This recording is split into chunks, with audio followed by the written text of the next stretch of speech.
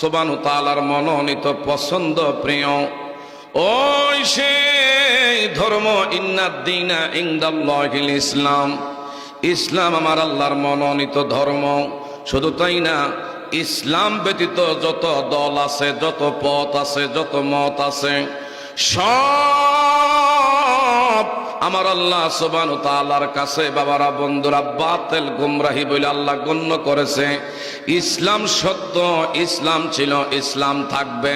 এই ইসলামরে যারা দুনিয়ার জমিনে মিঠে দেওয়ার এমন সে বাবারা বন্ধুরা দুঃস্বপ্ন দেখতেছে, যারা ইসলাম মিঠে দেওয়ার জন্য চক্রান্ত করে, তারা অচিরে বাবারা বন্ধুরা আস্থা করে তারা জাহান্নামে নিক্ষিপ্ত হবে।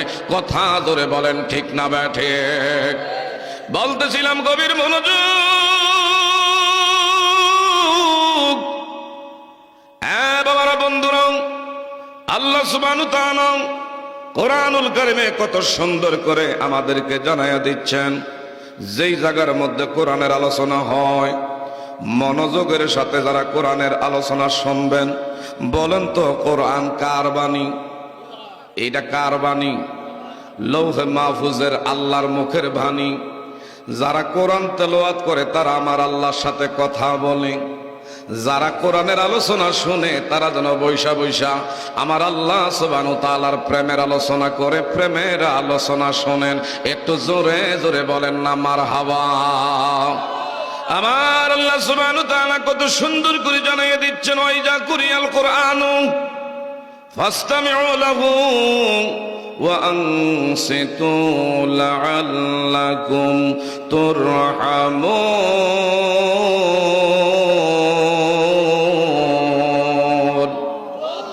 আল্লাহ পাক বলে কোরআনের কথা মনোযোগী হইতে হবে, অন্তরে কান দিয়া শুনতে হবে। আমার আপনার বাবারা বন্ধুরা যারা কোরআনের আলোচনা অন্তরে কান দিয়া অনুধাবন করবেন, লাআল্লাকুম তুরহামুন, আমার আল্লাহ সুবহানাহু ওয়া তাআলার পক্ষ থেকে আমাদের উপরে রহমত নাজিল করবেন কে? আমরা কি আল্লাহর রহমত চাই কি চাই না? আল্লাহর দয়া ব্যতীত, করুণা ব্যতীত এই জমিনের মধ্যে একটা কদম দেওয়ার ক্ষমতা কোনো সান্দুর বাবার নাই। আজকে এই জায়গার মধ্যে বসছি, আগামী দিনে এই সময়টা আমি আপনার কবরের মধ্যে থাকতে পারি। আজকে আমি আপনি মাহফিলের মধ্যে বসছি, আগামী দিন আমি আপনি অসুস্থ হইয়া ঘরের বিছনায় পড়ে থাকতে পারি। আমাদের মতন বহু লোক গত মাহফিল এই জমিনের মধ্যে ছিল, একটু খবর নিয়ে দেখেন। এই বছর তারা অনেকে মাহফিলে না, আশেপাশের গুরুস্থানে খোঁজ নিয়ে দেখেন, এই গ্রামের অনেকের আপনজন আজকে কবরের মাটি বুকে নিয়ে এতিমের মতো, কাঙ্গালের মতো, ভিক্ষুকের মতন শুয়ে আছে।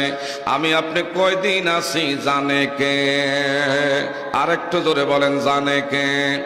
যে উদ্দেশ্যে আমার আপনার দুনিয়ায় পাঠাইছেন, ওয়ামা খালাকাতুল জিন্না ওয়াল ইনসা ইল্লা লিয়াবুদুন। আমাদেরকে পাঠাইছেন কার জন্য? আল্লাহর গোলামি করার জন্য। গোলামি করব কার? একটু জোরে বলেন না, এতগুলা লোক আওয়াজ নাই। গোলামি করব কার? আমি আপনার দাসত্ব স্বীকার করব কার? আর একটু জোরে বলেন না আল্লাহ। এরপরে কোনো আওয়াজ নাই। বাঙালি যেখানে লাভ, আমার বাবারা বন্ধুরা যে জায়গায় লাভ আছে ওই জায়গায় লাভ মারি, যেখানে নগদ পাওয়া যায় ওইটার পিছনে আমরা দৌড়াই। আল্লাহু আকবার যারা বলতেছেন, আমার আল্লাহর নামের যারা তাকবীরে ধ্বনি দিচ্ছেন, সুবহানাল্লাহ যারা বলতেছেন, আসমান এবং জমিনের মধ্যবর্তী খালি জায়গা দুনিয়ার বিজ্ঞান রকেট আবিষ্কার করেছে। এই রকেট দিয়ে আমার বাবারা বন্ধুরা মঙ্গল গ্রহে গেছেন, চাঁদের দেশে গেছেন। প্রতি সেকেন্ডে 7.5 মাইল পর্যন্ত রকেট এইভাবে সেকেন্ডে দৌড়াইতে পারে। এটা দিয়া চাঁদের দেশে গেছে, মঙ্গল গ্রহে গেছে। আমার বাবারা বন্ধুরা কিয়ামত পর্যন্ত যদি এই রকেট দিয়া দৌড়ায়, পৃথিবী শেষ হয়ে যাবে। প্রথম আসমান পর্যন্ত বিজ্ঞান পৌঁছা আদাও সম্ভব হবে না। কুল্লু মান আলাইহা ফান ওয়া ইয়াবকা ওয়াজহু রাব্বিকা যুল জালালি ওয়াল ইকরাম।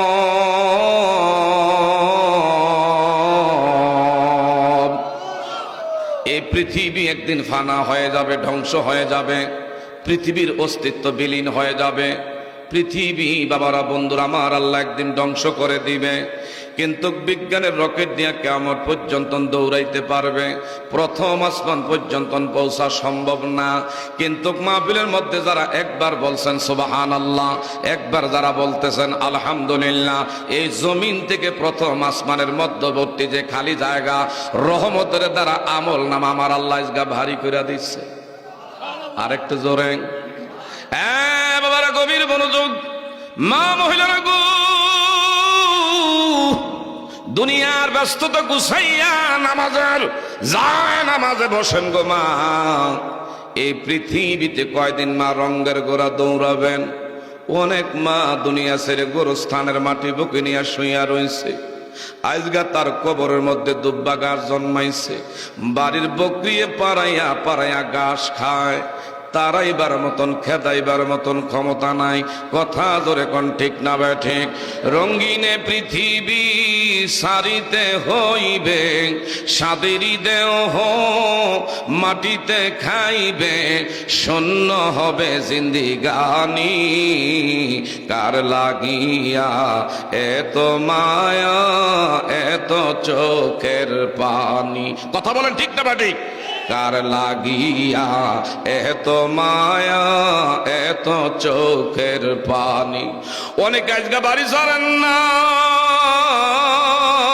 ও মুরাদনগরের আমার যুব সমাজেরা, তোমরা রাস্তার অলিতে গলিতে মোবাইলের ফেসবুকের স্ট্যাটাস মারতেছ, ইউটিউব খালি তোমরা আজকে টিপাটিপি করো। এ বাবা যুবকেরা, তোমাদেরকে বলি বাবা, তোমাদের এই রক্ত আমার আল্লাহ সুবহানাহু ওয়া তাআলার কাছে বৃদ্ধ বয়সের চেয়ে অনেক অনেক দামি। ইসলাম এসেছে যুবকের মাধ্যমে, ইসলাম এসেছে যুবকদের বাবারা বন্ধুরা একমাত্র কোরবানির কারণে। কথা জোরে বলেন ঠিক না বে ঠিক? বলতেছিলাম এই বাড়িতে দাদাই বসবাস করছে, এই বাড়িতে দাদি বসবাস করছে, এই বাড়ির মধ্যে আমাদের বাবাই ছিল, মাই ছিল। আজকে অনেক সন্তান এই জায়গার মধ্যে বসা আছেন। বাবা নিজের মারে কান্দে কইরা কবরে নামাইছি, এমন সন্তান মাহফিলের মধ্যে বসা আছি, নিজের বাবারে কান্দে কইরা কইরা কবরে নামাইছি। এমন ঘরের মধ্যে তারা ঘুমাইছে, এমন ঘরের মধ্যে শুয়ে আছে, যেই ঘরের মধ্যে বাতি নাই, যেই ঘরের মধ্যে জানালা নাই, দরওয়াজা নাই, ঠিকানা নাই, বিছানা নাই, বন্ধু বান্ধব কেউ যেই কবরের মধ্যে নাই। এই কবরে বাবা দয়া করে বলেন, আমাদের কি আগে আর পরে যাওয়া লাগবে কি লাগবে না? আরো জোরে কোন যাওয়া লাগবে কি লাগবে না? রঙ্গিনে পৃথিবী সারিতে হইবে, রঙ্গিনে পৃথিবী সারিতে হইবে, সাদেরই দেহ মাটিতে খাইবে, শূন্য হবে জিন্দিগানি, কার লাগিয়া এত মায়া এত চোখের পানি? বলে কার লাগিয়া এত মায়া? কি বাবা, যার লেগে এত আমি আপনি কান্না করি, মইরা দেখেন তারা পর হইয়া যাবে। যিনি আমার আপনার আপন হবেন তিনি হবেন নবী মুহাম্মদুর রাসূলুল্লাহ সাল্লাল্লাহু আলাইহি ওয়াসাল্লাম।